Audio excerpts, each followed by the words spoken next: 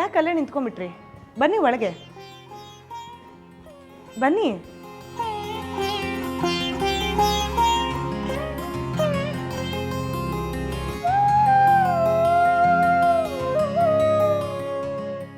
ಕೂತಿರಿ, luggage ಇಟ್ಟು ಬರ್ತೀನಿ, ಕೊಡಿ.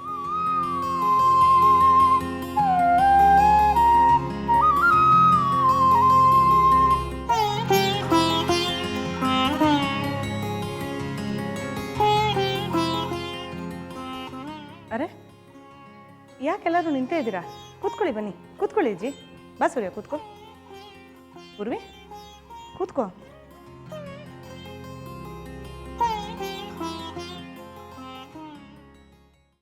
ಸದ್ಯಕ್ಕೆ ಈ ಮನೆ ಸಾಕಲ್ವ ನಿಮಗೆ? ಸೂರ್ಯ, ಯಾವುದೇ ಮುಜುಗರ ಇಲ್ಲದೆ ಇದು ನಿಮ್ಮ ಮನೆಯೇ ಅಂತ ಅಂದ್ಕೊಂಡು ಆರಾಮಾಗಿರಿ.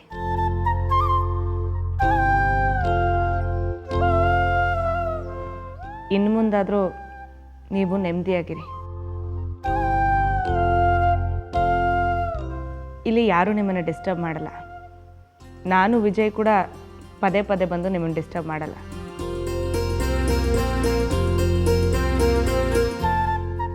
ಇನ್ನು ಮುಂದೇನಾದರೂ ಗಂಡ ಹೆಂಡತಿ ಮಗು ಹೊಸದಾಗಿ ಜೀವನ ನಡೆಸಿ. All the best. Thank you aunty.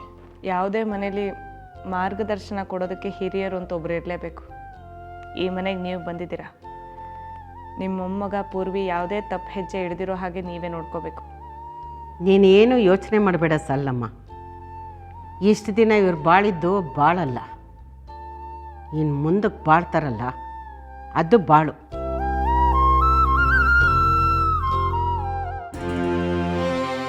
ನೋಡ್ತಾ ಇರೋ ಸಲ್ಲಮ್ಮ, ಇನ್ನು ಮುಂದಕ್ಕೆ ಇವ್ರು ಹೆಂಗೆ ಬದುಕ್ತಾರೆ ಅಂತ ನೀನೇ ನೋಡ್ತಾ ಇರು. ಏನೋ ಎಲ್ಲ ಒಳ್ಳೇದಾದರೆ ಅಷ್ಟೇ ಸಾಕು. ನಾನು ಇನ್ನು ಬರ್ತೀನಿ.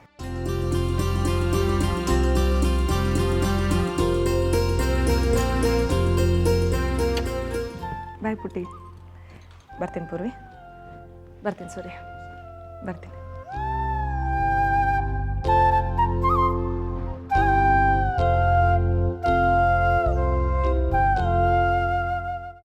ಪೂರ್ವವ್ವ,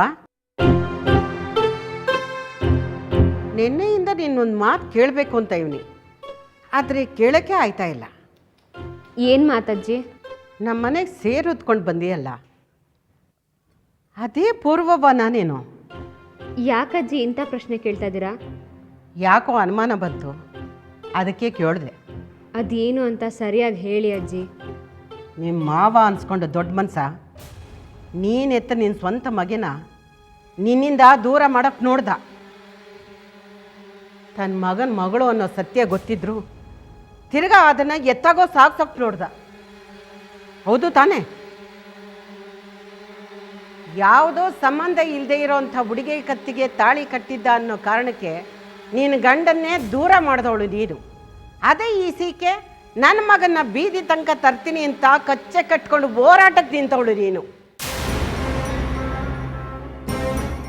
ಅಂಥ ನೀ ಎತ್ತ ಮಗಿಗೆ ಆ ದ್ಯಾವಲಿಂಗು ಇಂಥ ಅನ್ಯಾಯ ಮಾಡವನೆ ಅಂತ ತಿಳಿದ್ಬೇಕು, ಬರೀ 2 ಮಾತು ಹಂಗೆ ಬೈದ್ಬಿಟ್ಟು ಬಂದ್ಬಿಟ್ಟಿಯಲ್ಲ, ಇದು ಸರಿನೇನವ್ವ?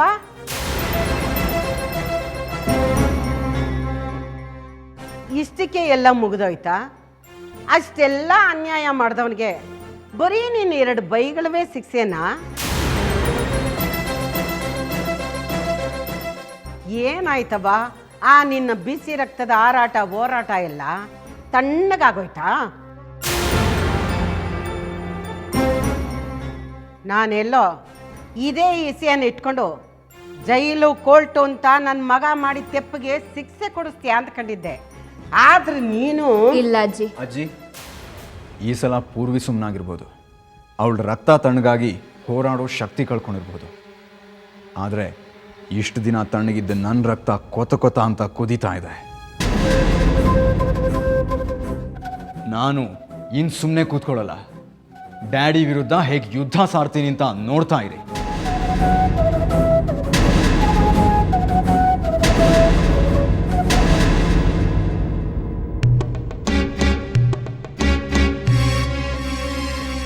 ಕರ್ನಿಂಗ, ಕರ್ನಿಂಗ,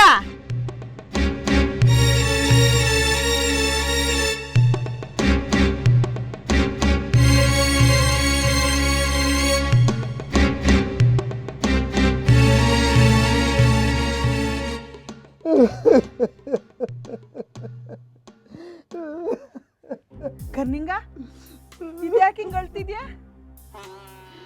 ಹಾಳಾಗೋಯ್ತು ಕಣಮೆ ನಜ್ಜೆ, ಹಾಳಾಗಿ ಕೊಟ್ಟೋಯ್ತು. ಹೇಳ್ತಿನ ಪಟ್ಟ ಶ್ರಮ ಎಲ್ಲ ನೀರ್ಗೆ ಹಾಲಾಗ್ದಾಗ ಹೊರ್ಟೋಯ್ತು. ಹಾಳಾಗೋದೆ, ಮುಳುಗೋದ ಕಣ್ಣಜ್ಜೆ, ಮುಳುಗೋದೆ. ಮುಳುಗೋದ? ಏ ಅದೇನ್ ಹೇಳ್ತಿದ್ದೆ ಸೇರಕ್ ಬಿಡ್ಸಿ ಹೇಳ್ಬಾರ್ದೆ. ಎಲ್ಲ ಹೊರ್ಟೋಯ್ತು ನಜ್ಜೆ, ಭಿಕಾರಿ ಆಗ್ಬಿಟ್ಟೆ ನಾನು. ಇಸ್ಯ ಏನು ಅಂತ ಹೇಳ್ದೆ, ನಾನು ಹಾಳಾಗೋದೆ ಸರ್ವನಾಶ ಆಗೋದೆ ಅಂದ್ರೆ ನನ್ಗೆ ಹೆಂಗ್ ಗೊತ್ತಾಗ್ಬೇಕು? ಅದೇನು ಅಂತ ಬಿಡಿಸಿ ಹೇಳು. ನಜ್ಜೆ, ದ್ಯಾವ್ರ ಗುಳಿ ಕಟ್ಸಿ ಅದ್ರಾಗ ವಿಗ್ರಹ ಮಡ್ಗಿ ತಕ್ಷಣ ಉಂಡಿ ಕಾಸ್ದಾಗೆ ದಿಪ್ಪಂತ ಇರ್ಬೋದು ಅಂತ ನನ್ನ ತಾವಿರೋ ದುಡ್ಡೆಲ್ಲ ಸುರ್ದೆ. ಮೂರ್ತಿ ಕೆತ್ತೋನ್ ಅಡ್ವಾನ್ಸು, ಗುಡಿ ಕಟ್ಟೋನ್ ಅಡ್ವಾನ್ಸು, ಮಳ್ಳಿಗೆ ಕಲ್ಗೆ ಅದಕ್ಕೆ ಇದಕ್ಕೆ ಅಂತ ಜನಗಳ ತಾವ್ ದೇಣಿಗೆ ಮಾಡಿ ದುಡ್ಡೆಲ್ಲ ಕೊಟ್ಬಿಡೋನೆ. ಈಗ ನೋಡಿದ್ರೆ ದೇವ್ರು ಇಲ್ಲ, ದೇವಸ್ಥಾನವೂ ಇಲ್ಲ, ಕಾಬಿಡೋದು ಕಣಮೆ. ಹಂಗಂದ್ರೇನು? ಗುಡಿ ಕಟ್ಟೋ ಜಾಗದಾಗ ಮುಳ್ಳೆ ಮೂಳೆಗಳೆಲ್ಲ ಸಿಕ್ಬಿಟ್ಟೈತೆ ಕಣಮೆ. ಮುಕ್ಕಾಲ್ ದೇವಸ್ಥಾನ ಕಟ್ಟಿದ ಮ್ಯಾಗ ಹಿಂದೆ ಮಸಾಣ ಇತ್ತು. ನಮ್ಮ ತಾತ ಮುತ್ತಾದಿರ್ನೆಲ್ಲ ಉಳಿರೋ ಜಾಗದಾಗ ದೇವಸ್ಥಾನ ಕಟ್ಟಬಾರ್ದು ಅಂತ ಜನ ಎಲ್ಲ ಸೇರ್ಕೊಂಡು ಚಳವಳಿ ಮಾಡ್ತಾವ್ರೆ. ಈಗ ನಾನೇನು ಮಾಡಲಿ ನನ್ಜಿ? ಅವ್ರವ್ರು ಕೊನೆ ದುಡ್ಡು ಹೊಂಟಾಯ್ತು, ನಾನು ಮನೆ ಕೊನೆ ದುಡ್ಡು ಹೊಂಟಾಯ್ತು.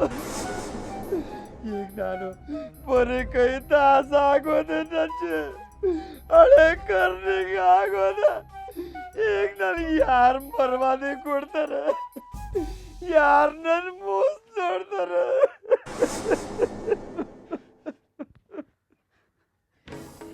ನೋಡ್ದ ನಿನ್ ದುರಾಸೆಗೆ ಪ್ರತಿಫಲ ಕೊಟ್ಬಿಟ್ಟ ಆ ದ್ಯಾವ್ರು.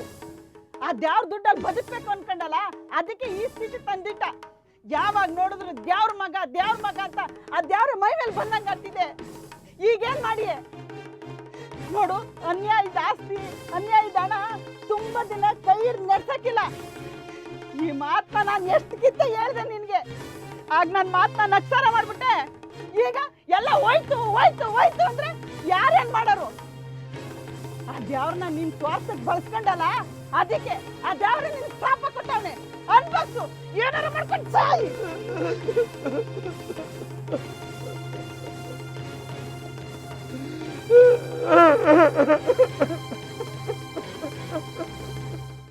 ನಿನ್ನದೇ ಆದರ್ಶಗಳನ್ನು ನಾನು ಫಾಲೋ ಮಾಡ್ತೀನಿ ಅಂದರೆ ಅದ್ಯಾಕೆ ನಿಂಗೆ ಖುಷಿ ಆಗ್ತಿಲ್ಲ? ನಿನಗಿಂತ ಎತ್ತರ ಬೆಳೆದ್ಬಿಡ್ತೀನಿ ಅನ್ನೋ ಭಯನಾ?